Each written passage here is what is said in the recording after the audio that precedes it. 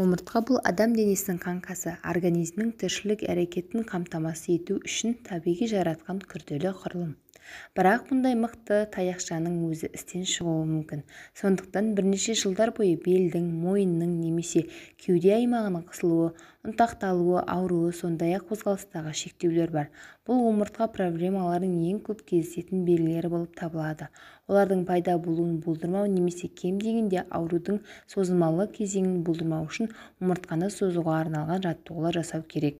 Үйде омыртқаны созуға арналған қарапайым жаттығулар омыртқаны қалай дұрыс созуға болады.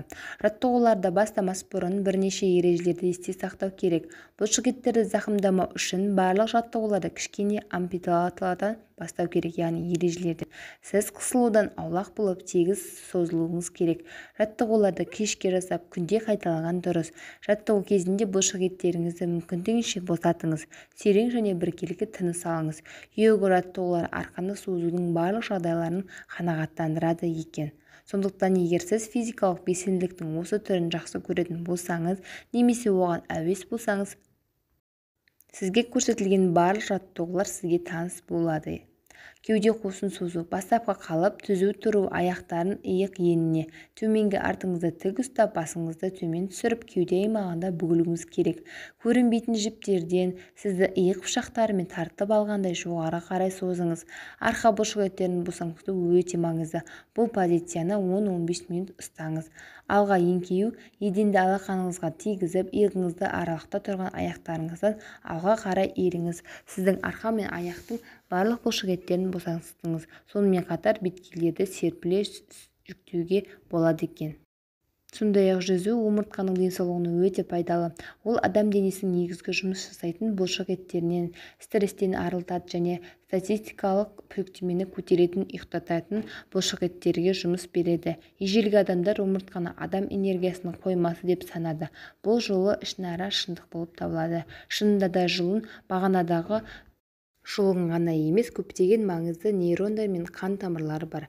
Демек, омыртқаның саулығы бұл бүкіл ағзаның денсаулығы болып табылады.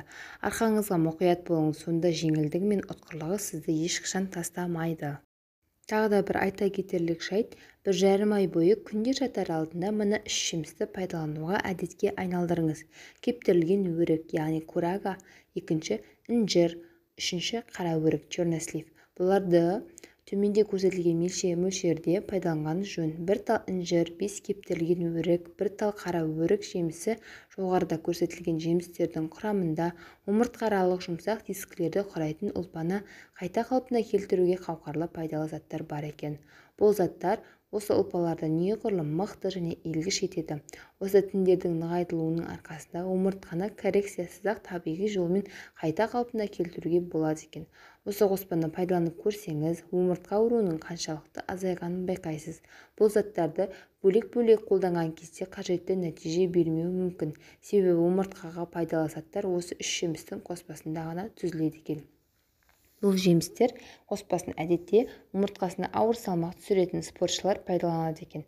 Әрқайсының жеке-жеке артықшылықтарына тоқталатын болсақ, өрік нағыз пайдалы заттар көзі. Кептірілген өрік құрамында калийдің көп болуына байланысты жүрек бұлшықетін және онкоауруларға қарсы пайдаланады. Оның құрамында фосфор, темір, кальций, каротин, витамин В5 бар екен. Інжір қатерлі ісікке қарсы профилактика және қалқанша қызметін қалпына келтіруші ретінде қызмет атқарады екен. Сонымен қатар кептірілген інжір ішек паразиттерін жоюға көмектеседі екен. Ол бронхит емдеу құралы ретінде пайдаланылады. Қара өрік ең алдымен асқазан, ішек жолдарында пайдалы болып табылады. Бұл жемістің тұнбасы ас қорыту жүйесін қалыпқа түсіруге көмектеседі екен. Сонымен қатар, қара өрік жоғарғы қан қысым және ревматизм, бүйрек пен жүрек аурулары үшін өте пайдалы екен. Ақпарат ұнаса, арнаға тіркеліп, мені қолдап, лайк, комментарий жазуды ұмытпаңыздар және жақындарыңызбен бөлісуді ұмытпаңыз.